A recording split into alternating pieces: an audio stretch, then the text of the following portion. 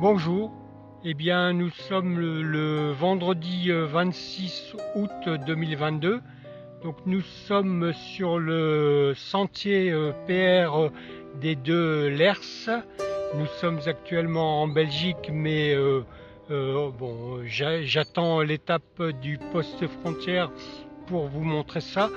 Pour le moment, donc juste derrière moi, il y a des ruines d'un château médiéval qui est le château de Royères, je crois, et donc il se trouve entre l'Hers partie France et l'Hers Nord partie Belgique. Donc je vous retrouve tout à l'heure.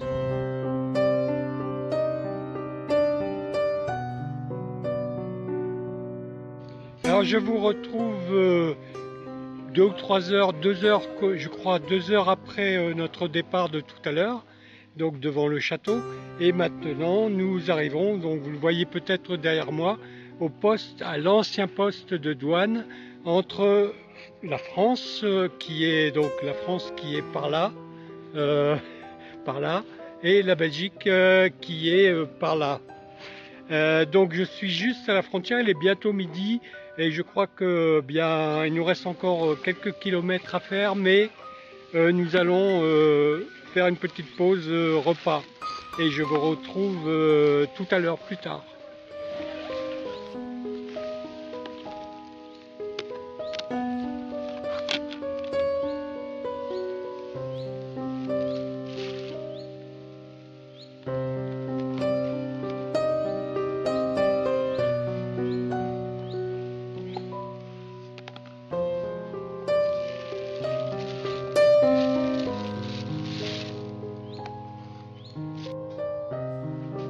Amis de la lecture, bonjour.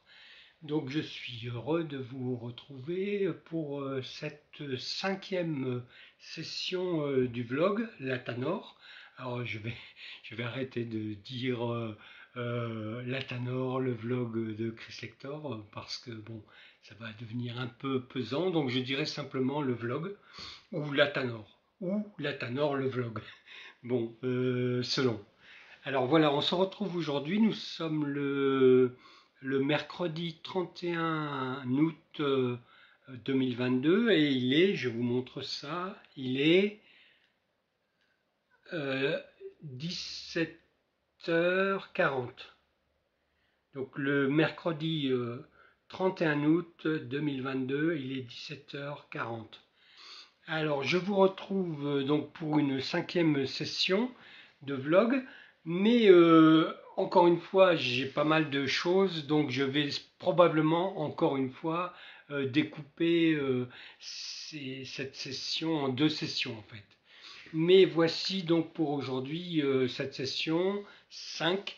Alors la dernière fois, la session 4, j'avais terminé en vous présentant en fait le projet de petite randonnée, le PR des deux Lers, et nous étions le 25 août.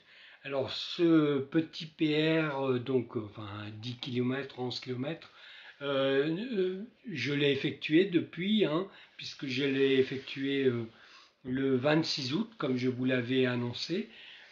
Effectivement, par rapport à tout ce que je vous avais raconté avec la carte, là, avec le plan, donc j'ai pu vérifier sur place un certain nombre de choses et effectivement, par exemple, trouver un ancien poste de douane et faire une petite intervention devant. Donc j'ai trouvé en fait que avec le parcours, en ayant tous les éléments en main et ayant terminé la session 4, donc sur l'annonce de ce parcours, donc j'ai trouvé que ça pouvait faire un bon lien de commencer cette session 5, donc la suivante, en montrant des images, des photos et petites interventions donc devant la caméra de ce parcours.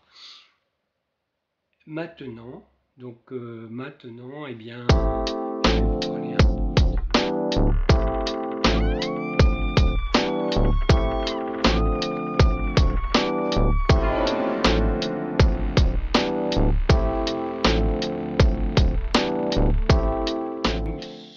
aujourd'hui le jeudi 8 septembre 2022. Je vous montre avec mon portable s'il marche. Ouais, et voilà, 8 septembre 2022 et il est donc 17h39. Eh bien, je vous retrouve alors. C'est très particulier. Je vais essayer de vous expliquer les choses le plus clairement possible. Voilà. Je souhaite faire une vidéo hybride là pour ce mois de septembre qui ne sera pas tout à fait un vlog.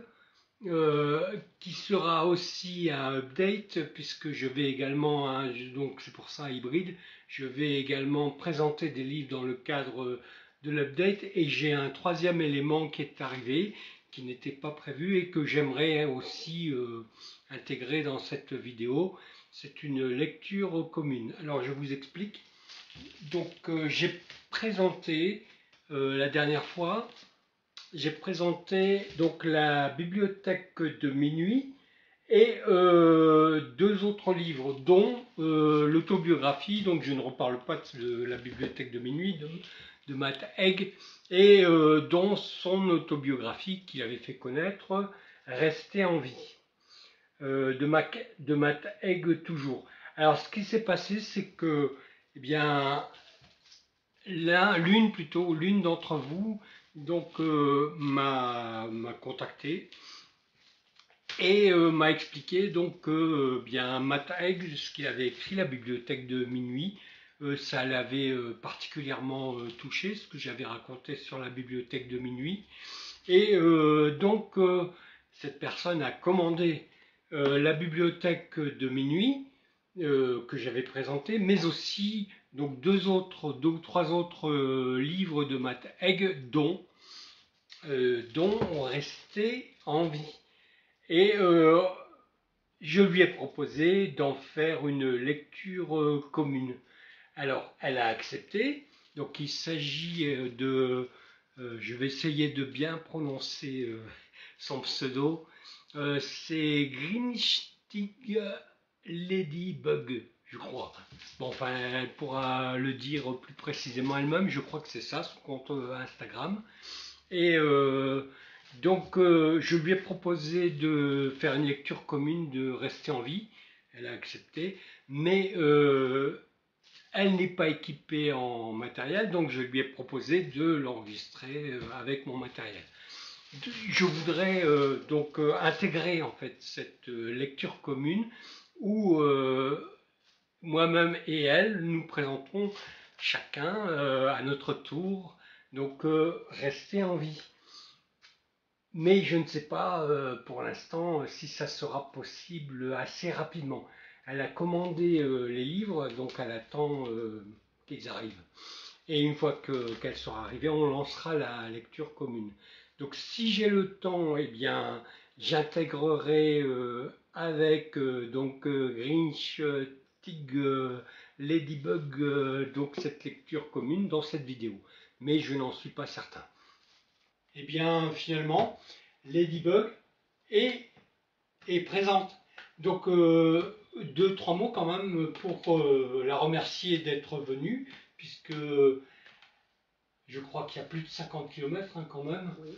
Ouais, elle est venue d'Arras, et donc dans le Pas-de-Calais, pour nous parler, enfin pour que nous parlions tous les deux de Rester en vie, de Matt Haig, que je vous avais un petit peu annoncé déjà, mais je vais laisser la parole à Ladybug pour nous dire quelques mots de cette autobiographie. Eh bien, je t'en prie. Et merci d'être présent. C'était pas joué, hein. Ouais, merci à toi. Donc oui, ce livre, Matt Haig, Rester en vie, ça a été vraiment une des propositions qui avait été faites justement par Chris Lector dans l'un de ses vlogs pour pouvoir découvrir des lectures, etc. Et c'est vrai que je les suis très très attentivement. Et quand il a présenté Matt Haig, Rester en vie, je me suis dit, c'est incroyable, ce livre arrive à un carrefour de ma propre existence où les mots, rien que le titre, voilà, m'inspire, fait tilt tout de suite. Donc j'ai décidé d'acheter immédiatement le livre. Et évidemment, je l'ai lu. Je pensais que ça allait prendre beaucoup plus de temps, mais en fait, non, c'est un livre vraiment qu'on dévore, effectivement, parce que moi, par exemple, par rapport à ma propre histoire, ma propre dépression sévère, quand j'ai lu... Tu as fait une dépression? Ouais, une dépression sévère. Sévère. Pendant longtemps? Ouais, j'en sors. Donc ça a duré quand même 7 ans au moins. Ah oui. Ouais. Et donc quand j'ai lu vraiment Rester en vie, ça m'a vraiment interpellée parce que je me suis dit c'est pas possible, c'est la première fois que quelqu'un que je ne connais pas du tout mettait en mots, mettait en ligne, mettait en forme le moindre détail de tout ce que j'ai pu vivre depuis le premier jour, depuis ma première crise d'angoisse, passant par mes multiples crises de panique, attaques de panique, on appelle ça même de l'attaque de panique. Et... Oui, d'ailleurs, il en parle assez souvent, et donc de son incapacité, en fait, par exemple, à se rendre dans des magasins pour faire des courses, et parce qu'il est susceptible de faire des attaques violentes de panique. Mais pour revenir un petit peu au livre lui-même, donc j'aurais voulu, avant qu'on entre plus dans les détails, j'aurais voulu que tu nous dises un peu comment il présente la dépression, quelle image il emploie pour parler et faire comprendre en fait ce que peut être une dépression. Je t'en prie.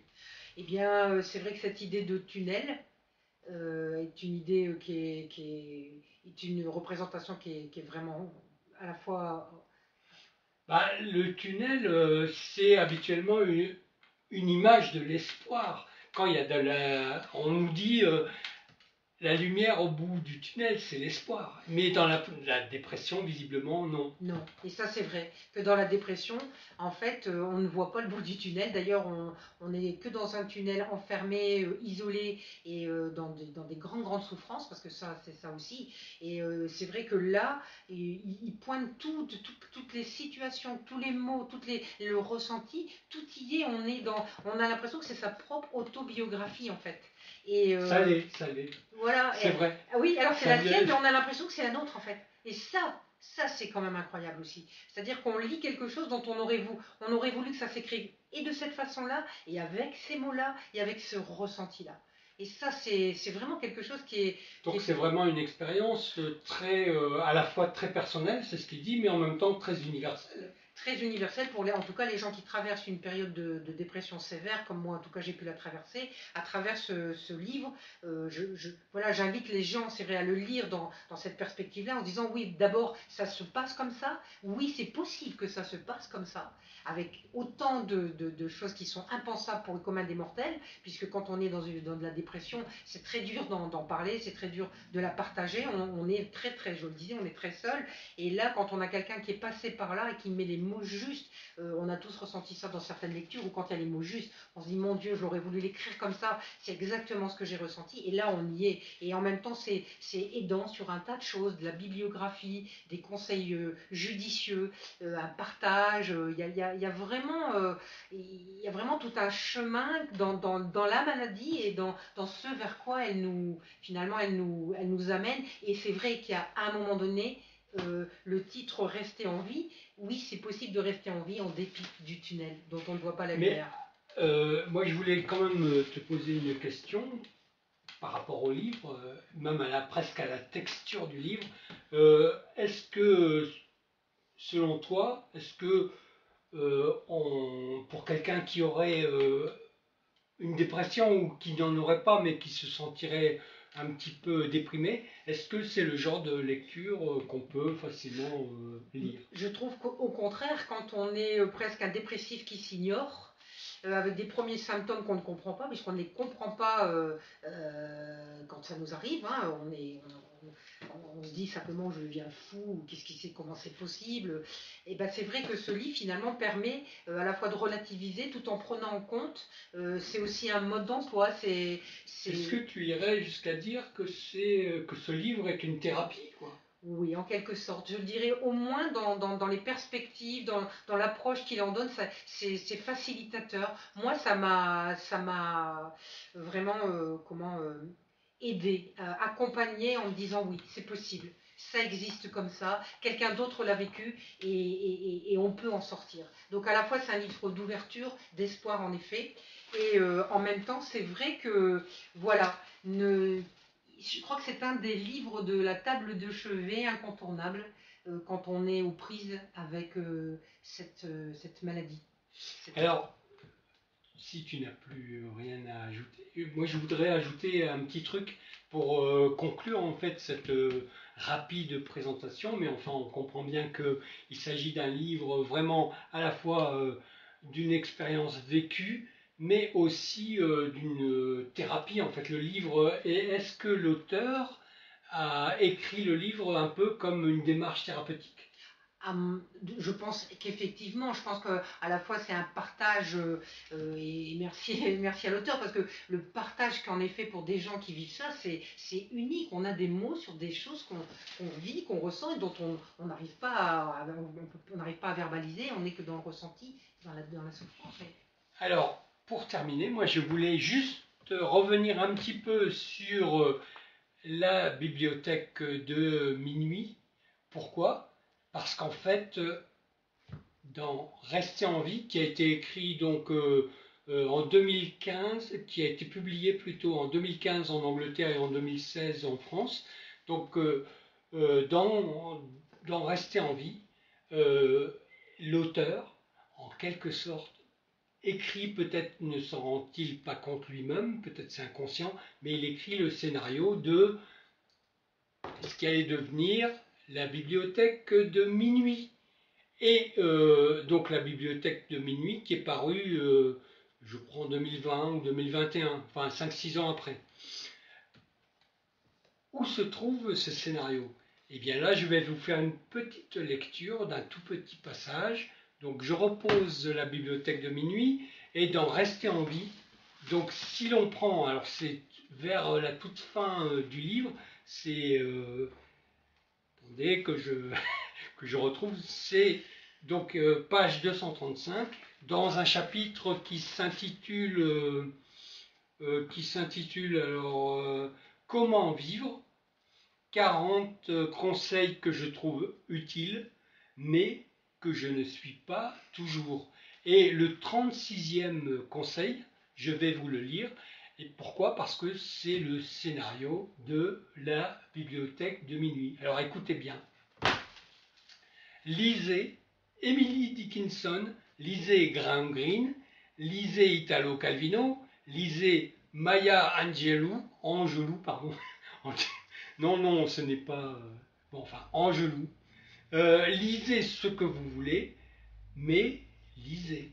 Et voilà le scénario de la bibliothèque de minuit. Les livres sont des possibilités. C'est exactement le principe de départ de la bibliothèque de minuit. Les livres sont des possibilités, ce sont des échappatoires. Ils vous donnent des options quand vous n'en avez plus. Et c'est effectivement ce qui se passe alors je crois que le personnage principal de la bibliothèque de minuit s'appelle Nora. C'est exactement ce qui se passe pour Nora quand elle se retrouve dans cette bibliothèque étrange où on lui propose donc des milliers de livres mais qui se ressemblent tous. Je termine. Donc chaque livre peut être une maison pour un esprit déraciné. Extrêmement important ça. Chaque livre peut être une maison pour un esprit déraciné. Et ça rejoint ce que tu disais. Oui, c'est-à-dire que vraiment, c'est plus qu'une aide, c'est vraiment un soutien. Et une solution, même carrément. Ben oui, une solution carrément.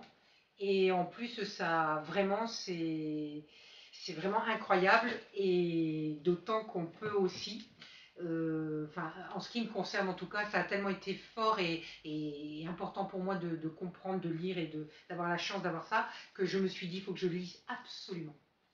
Absolument. La version originale qui s'intitule Reasons to Stay Alive. Le titre, c'est une traduction littérale, en fait. Oui, c'est ça. Voilà. Et donc, pour moi aussi, cette importance aujourd'hui de lire la version anglaise, parce que pour être au plus proche encore de l'auteur.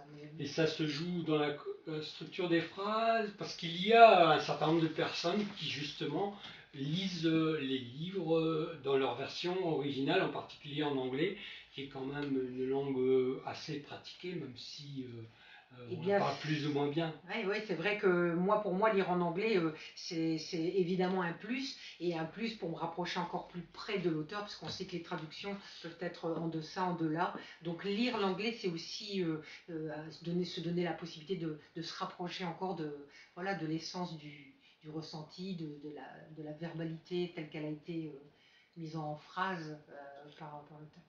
Alors pour terminer, peut-être tu as un petit mot de conclusion. On va s'arrêter là, sinon la vidéo va durer des heures. Déjà là, il y a déjà beaucoup. Donc il faut qu'on s'arrête. Surtout que je vais juste après encore vous présenter un autre livre. Alors, est-ce que tu conseilles ou recommandes ce livre à la lecture? Vraiment, et là pour le coup, c'est sans modération, c'est tout le temps, c'est à consulter, c'est vraiment comme un livre moteur qui va nous permettre d'être à la fois de mieux se comprendre, de pouvoir envisager des suites auxquelles on n'a pas encore accès, et en même temps de donner beaucoup d'espoir et de soutenir, parce qu'on a besoin d'être soutenu, et là on y est vraiment. Pour vraiment terminer, donc on parlait au début de tunnel bouché. Est-ce que ce tunnel bouché se dégage à la fin du livre? Oui, tout à fait, puisqu'on part justement des premières manifestations de l'angoisse et des crises, des attaques de panique, etc. Et en fait, au plus on avance dans la chronologie du livre, en fait, au plus on s'ouvre et on en sort. On en sort vraiment. Et d'ailleurs, ça s'aère dans les mots, ça s'aère dans les phrases, ça s'aère dans les conseils. Et la prise de tête est vraiment n'est pas une prise de tête ici, alors qu'on a la tête comme ça. Avec ce livre, c'est aussi un moyen d'échapper à tout ça. Vraiment, c'est un échappatoire de cette maladie. Écoute, je crois que tu as dit l'essentiel. J'espère bien. On peut s'arrêter. Oui, je pense après que chacun, comme pour toute lecture, chacun va trouver dans le livre des choses qui ne le concernent que lui. Et en tout cas, moi, je te remercie beaucoup de t'être déplacé déjà. Et bien, j'espère qu'on aura l'occasion de retravailler ensemble. Et pour ma part, eh bien, nous continuons dans cette vidéo. Alors aujourd'hui, nous sommes le 22 septembre.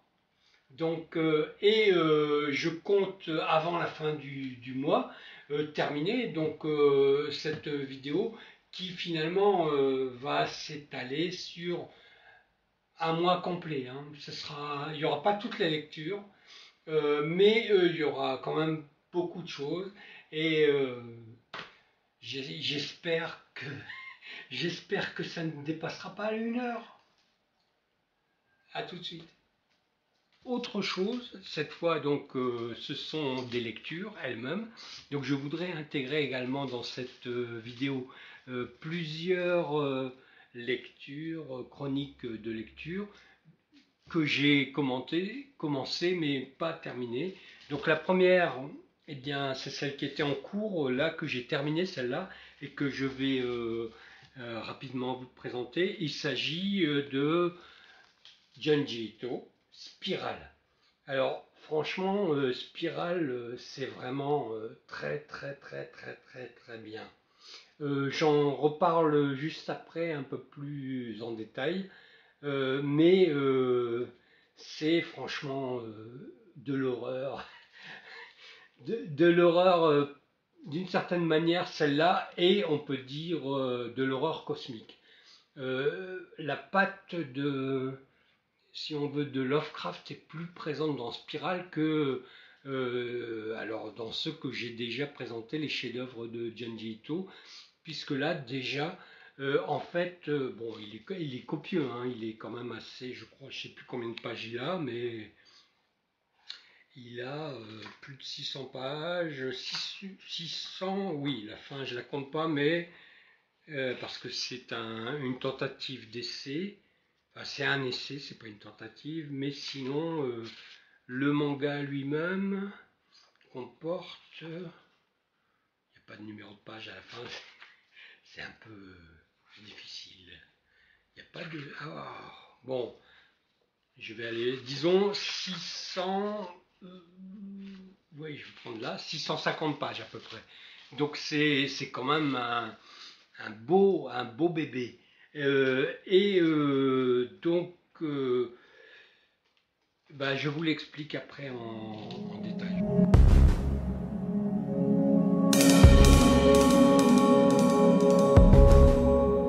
Nous sommes le 10 septembre, donc le juste après, c'est en fait quelques jours après la lecture. Alors, pour Spirale, donc pour Junji Ito, j'ai essayé de creuser un peu, de m'informer, donc à la fois pour en savoir un peu plus sur cet auteur, hein, je vais rapidement vous présenter, et ensuite pour pouvoir resituer correctement Spirale dans l'œuvre de Junji Ito. D'abord, Junji Ito, donc il est né en juillet 1963, donc ça lui fait maintenant 59 ans, et donc il va se faire connaître à la fin des années 80, en 1987, lorsque sera publié son premier manga à succès, je veux dire Tomie ou Tomi. Vous savez peut-être que le IE en japonais peut correspondre et prononcer comme un I long, mais je vais garder la prononciation française, donc en accentuant le E, c'est-à-dire en le transformant en E, et dire Tomie. Donc Tomie, c'est le premier premier manga à succès que va publier Junji Ito. Et donc, ça va convaincre le mangaka de finalement se consacrer complètement au dessin, à la création et à la narration de récits, d'histoires, de mangas.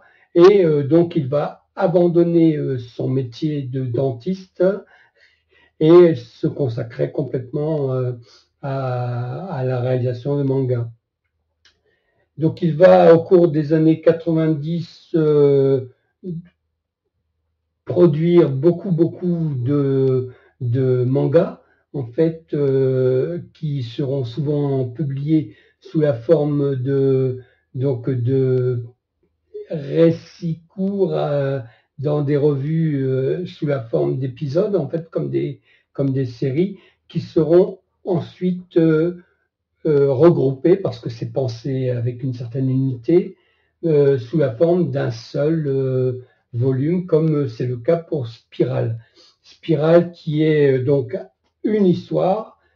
Je vais peut-être montrer mon visage, j'avais oublié qu'il était devant mon visage, excusez-moi. Je reviens à ce que je disais. Donc Spirale, qui est composé en fait de, je crois, 18 ou 19 chapitres. Je vais vous dire ça précisément lorsque j'aurai retrouvé. À chaque fois que je cherche une page, je ne trouve jamais. À moins que ce soit à la fin. Bon, je ne sais pas où c'est. Je crois que c'est 19 chapitres. Et donc, c'est comme un roman. Ça se déroule dans un lieu unique. Donc, c'est la ville de Kuruzu. J'ai noté, je crois, le nom quelque part. Oui, c'est Kuruzu. Et donc, dans cette ville, on a une lycéenne alors même chose que je vais prononcer, qui s'appelle Kyrie, mais c'est IE, donc on peut aussi prononcer Kiri. Kiri, le R ressemble beaucoup à un L en japonais, donc Kiri ou Kyrie en français. Voilà, choisissez. Kyrie, une jeune lycéenne à Kuruzu, donc va être le personnage central, le personnage principal qu'on va retrouver, qu'on va suivre à travers tous ces chapitres, mais pour chaque chapitre, on aura une petite histoire différente et qui se déroule toujours. Le décor, lui, ne changera pas. C'est toujours la ville de Kuruzu pendant tout le manga. Alors, je vais essayer de ne pas trop spoiler, mais malgré tout, je voudrais quand même vous montrer 2 ou 3 images. Donc, et vous dire un peu le point de départ de l'histoire. Donc, nous allons suivre Kyrie, cette jeune étudiante, et elle se rend, elle se rend chez un ami à elle. Est-ce que c'est son petit ami ou enfin, c'est pas très clair. Est-ce que c'est son petit ami ou un ami, un copain de classe ou un ami de classe ou un ami d'enfance, je ne sais pas. Enfin, c'est pas non plus vraiment précisé, hein, c'est pas du tout précisé. Donc, elle se rend chez cet ami. Alors, cet ami, je sais plus, j'ai pas noté son nom, donc je ne me souviens pas de son nom. Et en cours de route, donc, vont se produire les premiers phénomènes étranges. Alors, il y a d'abord des choses complètement insignifiantes, du genre eh bien, un petit tourbillon qui traverse une rue, et au fur et à mesure où elle va avancer dans sa marche, tout à coup, elle va voir quelqu'un qui est dans une ruelle en contemplation devant un escargot. Alors, je vous montre. Ça y est, je me suis mis au post-it. C'est quand même plus pratique. Au moins, je trouve tout de suite. Donc, elles seront chez cette amie et en cours de route, elle va, oui, alors si je ne mets pas les post-it aux bonnes pages, ça ne sera pas bien non plus. Qu'est-ce que j'ai fait? Mais qu'est-ce que j'ai fait? Je ne trouve plus, mais c'est incroyable ça. C'est incroyable. Pourtant, j'ai vérifié. J'ai vérifié. Alors, elle est où? Ah oui, en fait, oui, je l'ai mise. Voilà. Donc, ce que je voulais vous montrer, voilà la petite tornade qu'elle va, donc en allant chez cette amie, eh bien, cette petite tornade qui va la frôler, c'est un tout premier signe, puisqu'une tornade, qu'est-ce que c'est? Une spirale un peu folle, donc qui passe à côté d'elle, c'est un premier signe. Et le deuxième signe, lui, qui est beaucoup plus inquiétant, c'est ben voilà, elle va voir donc ce personnage qui est en contemplation devant un escargot, je crois, devant un escargot. Est-ce qu'on le voit, l'escargot? Oui, voilà, c'est peut-être mieux là. Donc ce personnage qui est en contemplation devant un escargot, eh bien en fait c'est le père de son ami. Et peu à peu, donc, en fait, il va être de plus en plus influencé, alors pas par l'escargot, mais par la forme de l'escargot, qui est une spirale. Et on va découvrir peu à peu comment, comme si c'était une sorte de contamination, comment eh bien, cette spirale va modifier, transformer totalement le père de son ami. Mais ce n'est que le tout début. Vous voyez, nous sommes à la page 10. Et eh bien, il y a plus de 600 pages, 650, même 660, je crois. Voilà. Donc, les chapitres nous racontent l'histoire de Kyrie et de son ami, qui vont peu à peu découvrir donc cette malédiction de la spirale qui pèse sur la ville de Kuruzu. Alors j'ai mis je vais mettre ça en lien, plusieurs liens vers des chaînes YouTube où on parle plus précisément donc de ce manga ou de la démarche de Junji Ito. Alors je vais mettre en lien donc par exemple la chaîne Lemon June qui a fait une petite vidéo sur Spiral et elle nous parle tout de suite. Elle nous dit ne vous fiez pas à la couverture. Alors je vais reprendre un peu son jeu parce que j'ai constaté quelque chose que je voudrais ajouter. En fait, ne vous fiez pas à la couverture qui est là, qui pourrait donc nous laisser penser qu'on a quelque chose de peut-être gentil, peut-être sympathique, peut-être même qui relève de la romance, pas du tout. Si on retourne, on voit qu'on a une image plus inquiétante, moins identifiable et plus inquiétante, et en particulier, si on regarde là, on se demande bien ce qui a pu se passer. Alors moi j'ajouterais, en fait, pour là, c'est délibérément une volonté de tromper, de faire croire qu'on pourrait avoir quelque chose de gentil. Mais si on ouvre, on va avoir en fait la couverture dans sa totalité. Et que va-t-on découvrir?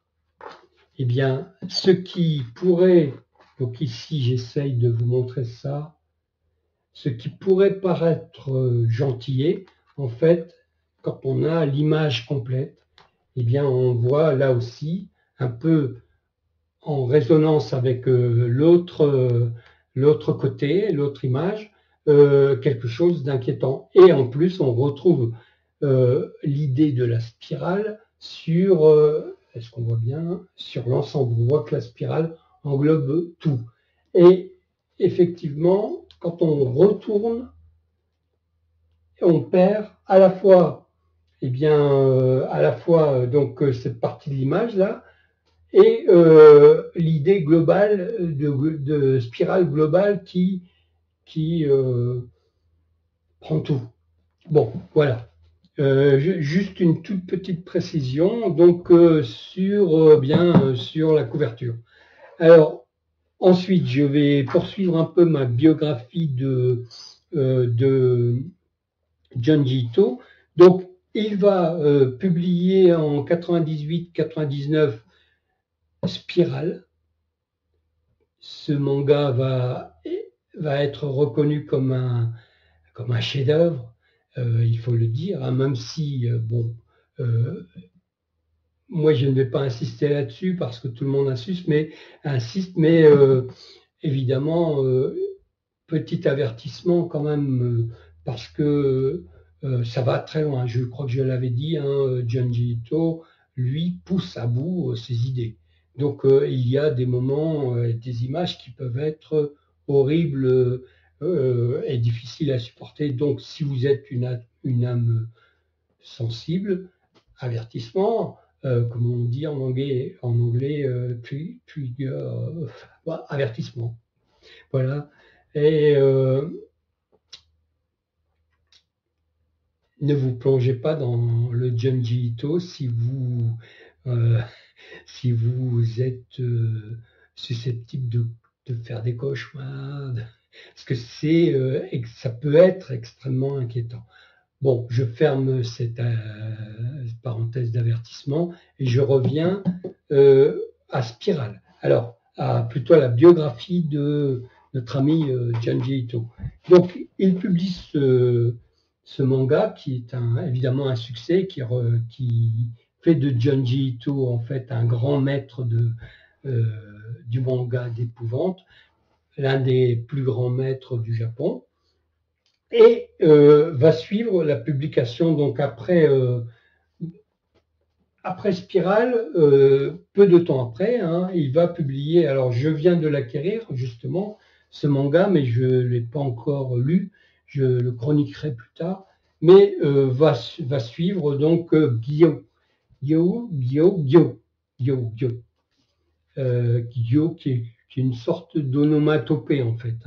Alors je vous montre quand même la couverture, donc Gyo, c'est une sorte d'onomatopée qui renvoie à la stupéfaction, à l'ébahissement, et qui est traduit de manière visuelle par Donc par cette attitude de la fille, ça c'est l'attitude Guillot de stupéfaction. Donc je chroniquerai également, il est un peu plus court, ce manga quand je l'aurai lu, et après Spirale et Guillot, bien notre ami Junji Ito va prendre une importance, va être reconnu, quoi. Ce sont ça et quelques, oui, et Tomie aussi, hein, des premiers en fait, vont tout de suite le placer très haut dans l'échelle des mangaka. Je reviens à Spirale, parce que je voulais encore, bon, je ne veux pas trop vous en dire, mais je veux quand même vous dire deux ou trois choses. D'abord, une chose qui est très très importante, qui est énoncée par Junji Ito lui-même, donc c'est la forme de la spirale, l'idée de la spirale. Pour lui, alors la spirale, symboliquement, ça représente beaucoup de choses, mais là, je vous laisserai chercher, si vous le voulez, parce que sinon, ma vidéo va durer hyper longtemps si je commente la forme de la spirale. Donc, mais pour Junji Ito, alors c'est très important quand même, je l'ai noté, hein, voilà son idée, c'est que la spirale est authentiquement une forme géométrique qui peut être à la fois traumatisante, aliénante, captivante. Pourquoi? Parce que c'est la forme, cette forme-là, donc oriente automatiquement le regard du spectateur vers son centre. Autrement dit, c'est une sorte d'image de l'aspiration. On est aspiré par une spirale, comme son nom l'indique, et le regard plonge au cœur de la spirale. Et donc ça, ce phénomène physique, hein, réel, est le point de départ de l'idée à la fois de fascination et de contamination et donc de transformation, puisque les personnages, enfin pas que les personnages, les objets, tous les animaux, tout va se transformer peu à peu en spirale.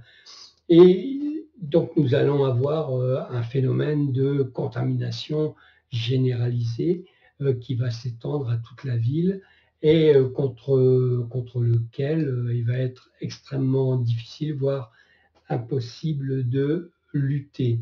Mais je vous laisserai à la fois découvrir quelle proportion cela prend et bien est-ce qu'on peut y échapper ou pas. Donc c'est toute l'histoire de Spirale et je vous montre pour conclure quelques petites images, quelques petits dessins parce que bon, je suis pas spécialiste de dessin, mais malgré tout, et tout le monde en convient, la patte de Junji Ito, la manière de dessiner, le style de Junji Ito sont quand même extrêmement élaborés et en particulier dans les détails et tout. Et donc je vous montre bien l'un des effets qui est encore assez qui est encore au début du manga, hein, puisqu'on est à peine, alors pour les pages j'ai un problème, au deuxième chapitre, parce que je ne trouve pas toujours les numéros de page. Enfin voilà, on est à peine au deuxième chapitre et au début, hein, et nous avons ce genre d'image. Et donc là, alors je sais pas d'où il va falloir que je m'entraîne, hein.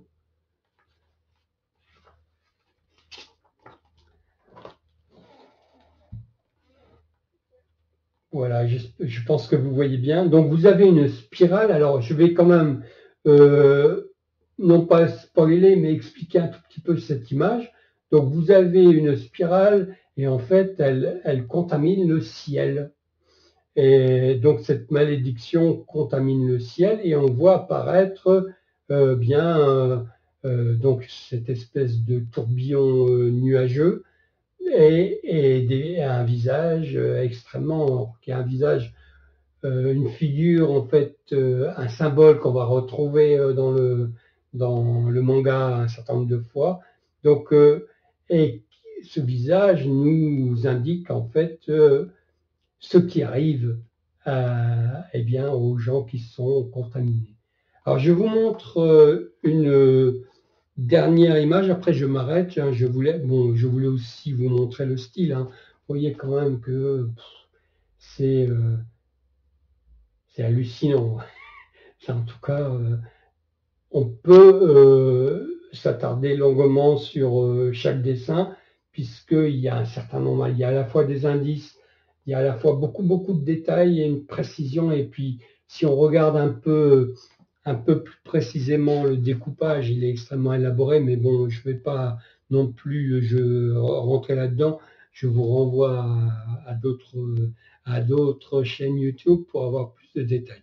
Voilà l'autre image qui est dans le même esprit, qui est un peu plus tard, mais qui est toujours une sorte de figuration de cette contamination. Voilà. Donc vous avez encore une fois l'effet de la spirale. Ce qui brûle crée des spirales par la fumée et les fumées spiralées contaminent le monde. Enfin, c'est un cercle, c'est vraiment extrêmement imparable. Allez, passons au livre suivant. Je vous mettrai, donc je vous mets, je crois que je vais vous mettre deux petits liens en description, hein, donc en dessous, en description, pour que vous puissiez, si ça vous intéresse, avoir plus d'informations, à la fois sur Junji Ito, mais aussi sur Spirale. Allez. Autre lecture qui est en cours depuis un certain temps, mais qui est je crois que je vous en avais un peu parlé de ça aussi, qui est une lecture souterraine que je fais petit à petit, régulièrement, mais par tout petits bouts, et que j'ai commencé maintenant il y a un bon mois, je ne sais plus exactement quand. Donc il s'agit, je crois que j'en avais un petit peu parlé. Je cherche, hein, parce que tout est posé là, ouais, c'est pas très rangé. Donc il s'agit de Un dernier verre au bar sans nom. Donc un roman publié à titre posthume de Don Carpenter. Alors je vous reparlerai là aussi de Don Carpenter plus en détail, mais ce roman a été donc qui n'est en fait qui est terminé, mais pas tout à fait quand Don Carpenter est mort, a été en fait repris et retravaillé par son éditeur, et c'est un travail d'édition qui a permis quelques années, un certain nombre d'années après la mort de Don Carpenter, de sortir cet ultime roman. Et je crois que je vous avais dit, puisque c'est un roman qui parle des écrivains en fait, des écrivains. Alors, est-ce qu'on peut dire post-Beat Generation? Je ne sais pas. Alors, en tout cas, de la fin de la Beat Generation. Je vous en reparlerai plus en détail. Et le bar sans nom, alors je ne sais pas s'il existe réellement, mais correspond, en tout cas s'il porte ce nom, en tout cas son nom, mais correspond à un bar effectivement qui se trouve à San Francisco. Mais j'en reparlerai.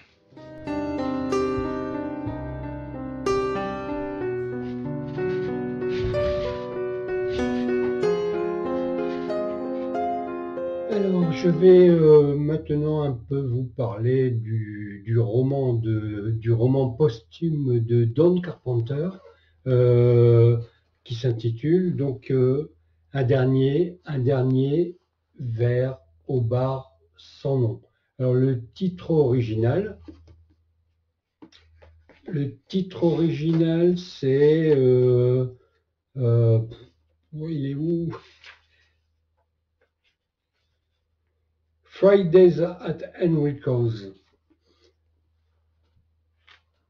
je vous avais dit, ce roman fait partie des romans que je lis en continu, mais à petite dose, si on veut, hein. Un peu chaque jour, quelques ouais, 10-20 pages, disons.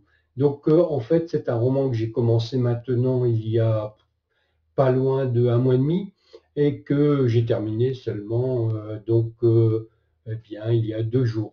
Alors, je voudrais donc vous parler de ce roman posthume de l'écrivain Don Carpenter, qui s'est suicidé en 1995, si je ne m'abuse. Je l'ai noté, je vérifie, hein. Oui, c'est ça. Il est né en 1931 et il s'est suicidé donc à l'âge de 64 ans en 1995. Et on a donc retrouvé en fait un roman qui était en cours d'écriture, un premier jet terminé, mais qui devait être remanié, retravaillé pour une édition à venir. Alors, ce travail ne sera pas fait tout de suite, en tout cas, puisque pendant une vingtaine d'années, eh bien, les ayants droit vont laisser un peu traîner ce roman posthume. Et c'est donc avec un travail d'éditeur, donc en 2014, je crois que le roman finira seulement par être publié après un petit travail donc de Jonathan Lethem, qui est l'éditeur. Alors il y a à la fin du roman donc un petit justement une postface où l'éditeur donc terminé Carpenter euh, une postface donc où l'éditeur va expliquer à la fois sa relation avec son rapport avec cet écrivain et quel type de travail il a effectivement effectué sur le roman pour lui donner donc la forme d'un texte qu'on peut éditer. Et en fait, il explique ça vraiment précisément et on découvre qu'en fait, il n'a pas tellement touché au roman lui-même. Il a réécrit quelques pages, mais surtout, il a élagué, remis en forme, enlevé des répétitions inutiles, etc. Donc, il a fait un peu un nettoyage pour que le roman, ce premier jet, donc, soit plus présentable. Et il nous raconte tout ça. Et en plus, donc il était c'était un grand fan de cet auteur, donc Carpenter, et donc il était en fait à l'affût de tout ce que Don Carpenter écrivait, éditait, et il a cherché à le rencontrer, etc. Enfin bref, c'était un éditeur et en même temps presque un agent. Et donc il a suivi cet écrivain de très près. Alors avant de parler du roman lui-même, de son contenu, donc une petite précision, mais qui est très importante, puisque en fait, Don Carpenter donc, peut être considéré comme l'un des écrivains de la Beat Generation. D'ailleurs, l'un de ses meilleurs amis était lui un écrivain beaucoup plus entre guillemets renommé, plus connu en tout cas, qui était Richard Brotigan. Alors Richard Brotigan, c'est un écrivain qui s'est lui-même suicidé, et d'ailleurs donc il s'est suicidé en 1984 par arme à feu. Et d'ailleurs, ça a profondément perturbé Don Carpenter, qui lui-même était à ce moment-là commencé à être gravement malade. Et voilà Satya qui vient s'installer tranquillement. Nous allons la laisser tranquille. Je reprends. Je vais essayer de vous la montrer. Voilà, la petite Satya. Regardez, elle vérifie que c'est bien moi. Bon, je reviens, j'arrête de me laisser déconcentrer. Donc, du coup, je ne sais plus où j'en étais dans mon speech. Ah oui, je parlais de Richard Brotigan. Donc, Richard Brotigan, qui est par exemple connu pour un général de Bixur, ou plus le goût de la pastèque, je ne sais plus les titres exactement, la pastèque, la pêche à la truite en Amérique, enfin ce genre de romans qui sont des romans cultes. Si vous ne les connaissez pas, n'hésitez pas à vous tourner vers Richard Brotigan, si vous aimez cette période, sachant par exemple que donc le dernier roman de Richard Brotigan est comment dire, une espèce d'anti-polar, un polar ironique si on veut, où il y a une histoire de meurtre évidemment, mais sans cadavre. Sans cadavre. Bon, enfin bref, je ne suis pas là pour parler de Richard Brotigan. Je reviens à Don Carpenter. Donc, ils étaient amis. Don Carpenter a été vraiment choqué par le suicide de son ami, mais lui-même étant malade et ayant donc des maladies évolutives et graves, comme le diabète ou un glaucome, donc le glaucome qui le conduit peu à peu à devenir aveugle. Et évidemment, quand on est écrivain, être aveugle, bien, ça interdit de lire, ça interdit d'écrire. Donc, lui, Don Carpenter, va choisir également de se suicider par arme à feu à l'âge de 64 ans. De quoi parle ce roman posthume? Oui, Satya. Bon, est-ce que je peux continuer, Satya? Satya, ne reste pas là. Ne reste pas bon. Allez, un petit peu de... Voilà. Je le laisse, je retourne pas, je remonte pas, je le laisse. Comme ça, vous pouvez assister en direct, en quelque sorte, au suivi et à l'intervention d'un de mes trois chats, puisque celle-là, Satya, est toujours avec moi dans le bureau pour l'instant. Donc elle aime qu'on s'occupe d'elle comme tous les chats, quoi. Satya, attention à la caméra. Voilà.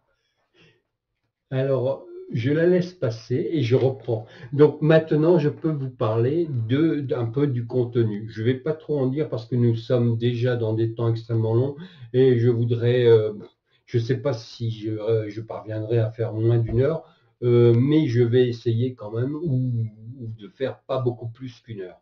Donc, de quoi parle ce roman? Alors, là, je reviens un peu sur l'écrivain, sur la biographie de l'écrivain. Donc, le premier roman de cet écrivain, donc qui s'intitule en français Sale temps pour les braves, donc est un roman qui met en personnage principal un truand, enfin quelqu'un qui est en prison. Don Carpenter va s'intéresser, donc il va écrire comme ça. Alors son premier roman est un roman d'initiation en fait, mais bon, si vous êtes intéressé, n'hésitez pas, hein, ce fut un best-seller. Tout de suite, ça a fait de cet écrivain donc un écrivain important, renommé en tout cas, et qui a été immédiatement, qui a eu du succès, quoi. Alors, il va écrire plusieurs romans autour de la question de l'incarcération, en fait, des gens qui sont en prison et qu'est-ce qu'on peut faire en prison, hein, et qui sont évidemment dans chacun des cas coupables, hein. Donc ce ne sont pas des gens qui sont, comme on trouve souvent, hein, des gens qui se retrouvent en prison par des erreurs ou alors accusés à tort, enfin bref. Là, ce sont vraiment des gens condamnés parce qu'ils ont été pris sur le fait en flagrant délit où il est montré que ce sont bien les coupables. Et dans ce roman posthume, eh bien, l'un des personnages importants va être également un taulard. Alors, et ce taulard qui s'appelle Stan, donc sera l'un des personnages importants qui va suivre. En fait, l'histoire suit plusieurs écrivains qui sont d'abord dans... Elle passe, elle se balade. Donc, qui sont d'abord dans l'Oregon. C'est une ville, donc alors la ville c'est, je l'ai en 4e de couverture. Non, je ne l'ai pas. Donc je ne sais plus comment elle s'appelle. Je ne l'ai pas notée en plus. Donc je ne peux pas vous le dire comme ça. Portland, oui, c'est Portland, ça y est. Donc dans l'Oregon, c'est Portland.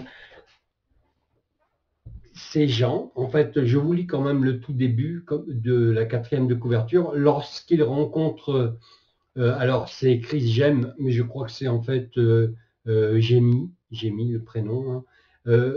Lorsqu'ils rencontrent Jémy sur les bancs de la fac, donc on est dans les années 1950, 55, je crois à peu près. Charlie, donc l'un des personnages principaux. Alors Charlie en tombe, donc lorsqu'il rencontre Jamie, Charlie en tombe immédiatement amoureux. Et nous sommes donc tout de suite, donc ce sont deux étudiants qui veulent devenir écrivains, qui n'ont pas encore fait leurs preuves, si on peut dire, qui n'ont pas encore produit leur roman. Donc mais ces deux personnages, ces deux écrivains, Jamie et Charlie, vont donc se marier et écrire. Et je termine la 4e de couverture. Donc Jamie est bien meilleur écrivain, mais c'est lui qui décroche un prix et ambitionne d'écrire le Moby Dick de la guerre. En effet, donc le premier roman de Charlie renvoie à la guerre de Corée où il a été donc mobilisé pendant un certain temps. Et c'est de cela qu'il va être question dans son premier roman, qui va être un roman à succès. Tous deux donc vont à Portland, vont peu à peu donc se faire connaître en tant qu'écrivains, devenir même des écrivains assez renommés. Nous sommes donc dans le contexte des années fin 1950, donc la Beat Generation qui a commencé dans les années 50 avec bon le roman le plus connu c'est Sur la route, hein, qui doit dater du début des années 50, 53, 54, 55, je ne sais plus exactement. Donc Sur la route de Jack Kerouac. Et qui en quelque sorte lance officiellement bien la Beat Generation, même si elle avait déjà quelques prémices avant. Donc, je cherche leur nom maintenant, j'ai oublié. Oui, Jamie et Charlie, donc vont en fait en même temps que leur désir d'écrire, en même temps que leur travail d'écrivain, vont également nouer des liens avec d'autres personnages, former une espèce de groupe dont fera partie ce fameux Stan qui lui, donc on va suivre également, qui lui va se retrouver en prison. Alors l'objectif, l'un des éléments qui permet aux écrivains américains dans les années 50, 60, aussi, même 70, puisque là on va aller jusqu'en 1975, donc l'histoire va quand même durer une vingtaine d'années. Eh bien, l'une des possibilités pour vivre de ses écrits, c'est de devenir scénariste à Hollywood. Et ça va être un peu à la fois le rêve et l'histoire de ce taular, Stan, qui, une fois sorti de prison, va vouloir, et après avoir écrit quelques romans, va vouloir donc aller à Hollywood et devenir donc scénariste. Cela correspond effectivement à ce qu'a vécu Don Carpenter, puisque il est, et pendant une dizaine d'années, je crois, il a été scénariste à Hollywood, et il a écrit donc des longs métrages, etc. Enfin bref, il a vécu de sa plume en tant que scénariste. Donc ce roman, qui était, qui est achevé, mais qui devait être un peu remanié, donc ce roman va suivre ces personnages qui vont migrer dans plusieurs villes. Alors Stan va aller bien à Los Angeles, Hollywood, et pendant que donc Charlie et Jamie vont aller s'installer à San Francisco, donc en Californie aussi, mais à San Francisco, qui était la grande ville phare de l'époque des années 1950, 60, 70, où se retrouvait, je vais dire ça comme ça, toute la génération hippie, en fait. Et ils vont rester à San Francisco. Alors, le bar, justement, j'en viens au titre, le bar sans nom, probablement qu'il n'existe pas, mais c'est plus un effet d'édition, mais comme l'indique le titre original. Mais ce bar sans nom est un bar qui se trouve dans le récit, pas loin de là où ils habitent à San Francisco, dans le quartier de Sausalito. Et donc, parce qu'ils traînent beaucoup dans les bars, donc le roman parle évidemment, puisqu'on est en pleine période, dans cette période à la fois donc, de consommation d'alcool, mais un petit peu de drogue, pas tant que ça, mais un petit peu, donc, par exemple, cannabis, enfin des choses qui étaient extrêmement connues, utilisées, pratiquées aux États-Unis dans les années 60.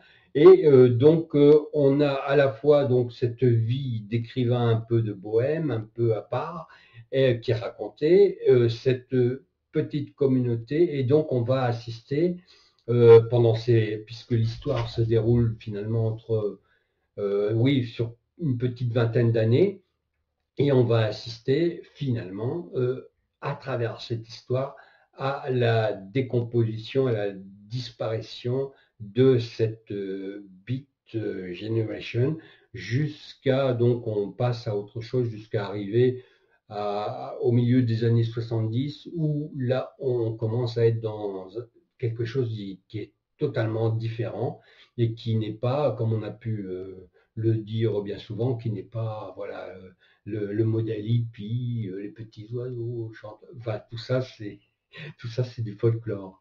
Mais effectivement, on est complètement sorti de là et on va arriver à quelque chose de beaucoup plus réaliste et dur, violent. Donc, ça, tiens, je la surveille en même temps de temps en temps parce qu'elle s'amuse, là, elle saute partout. Bon, enfin bref, elle est là.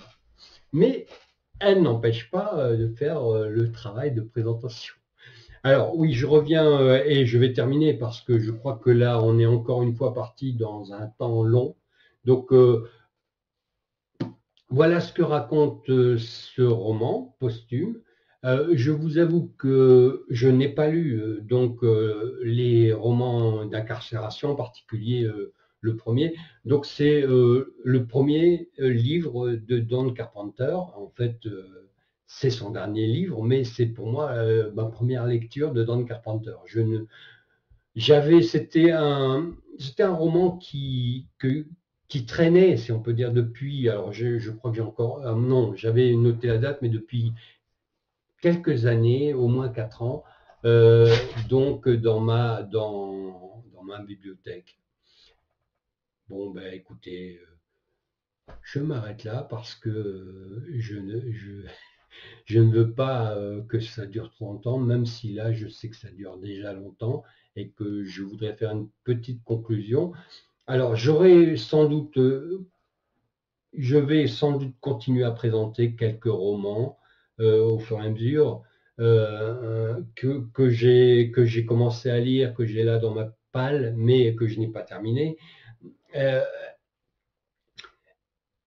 En parallèle, là, je vais reprendre donc mon rythme de lecture par rapport à mes littératures de prédilection, que sont l'épouvante, le fantastique, l'horreur, le thriller. Donc je vais reprendre et essayer d'améliorer mon rythme dès le mois d'octobre là, mais je voudrais, si ça vous intéresse, hein, en même temps, je voudrais également de temps en temps introduire des romans de littérature générale, de présenter donc quelques romans de littérature générale ou des essais. Voilà.